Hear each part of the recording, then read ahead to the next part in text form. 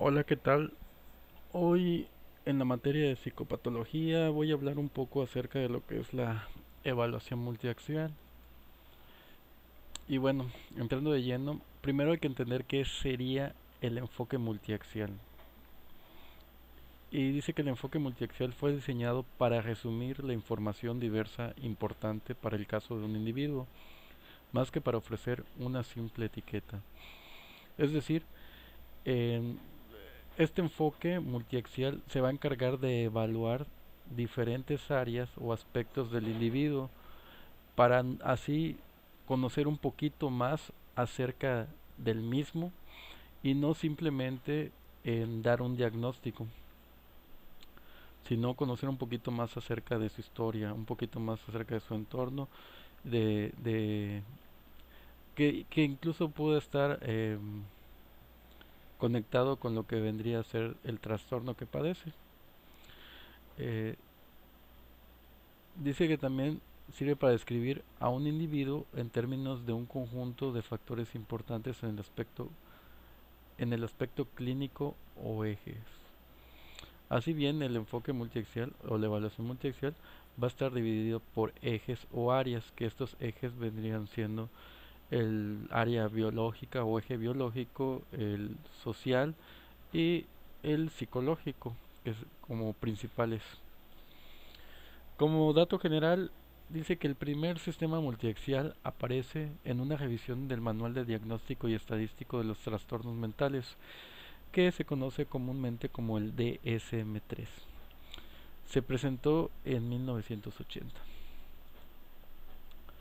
Ahora bien, como ya había dicho, la evaluación multiaxial se divide en ejes. Entonces, entrando de lleno a cuáles son los ejes del DSM-4-TR. Dice que proporcionan información sobre los aspectos biológicos, psicológicos y sociales de la condición de una persona. Bien, así el eje 1 reportará la mayoría de los trastornos o condiciones incluidos en el sistema de clasificación, excepto los trastornos de personalidad y de retraso mental. Es decir, en este primer eje, lo que vamos a evaluar y vamos a reportar son todos los trastornos que vienen incluidos dentro de este sistema de clasificación, eh, mejor conocido como DSM. Aquí vamos a exceptuar los trastornos de personalidad y los de retraso mental. En el eje 2, que trata con los trastornos de la personalidad y de retraso mental propiamente, aquí se van a incluir y estos dice que empiezan ambos en la niñez o en la adolescencia y que por lo general continúan hasta la edad adulta. Es decir, en el primer eje y en el segundo eje vendríamos a ver más áreas, más el área psicológico, que en este caso intervendría tanto el psiquiatra como el psicólogo, ¿no? Para, su, para evaluar estas dos áreas o dos ejes.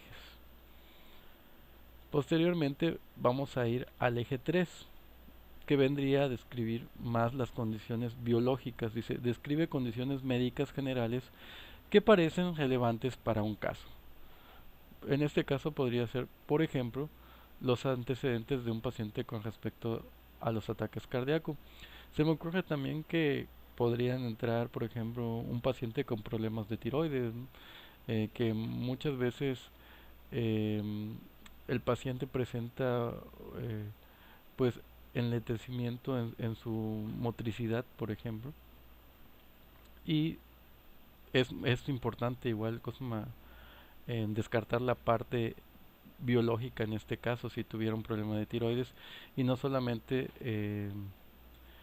conectarlo con lo que sería un problema o un diagnóstico psicológico. El eje 4 describe los problemas psicosociales y ambientales. Como había dicho anteriormente, el eje 1 y eje 2 van a evaluar más lo que es la parte psicológica.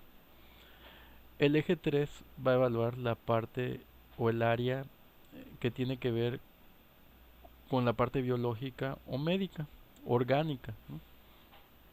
El eje 4 bien así, va a evaluar más la parte social, ¿no? Por ejemplo, problemas de vivienda, un evento negativo en la vida o algún estrés familiar.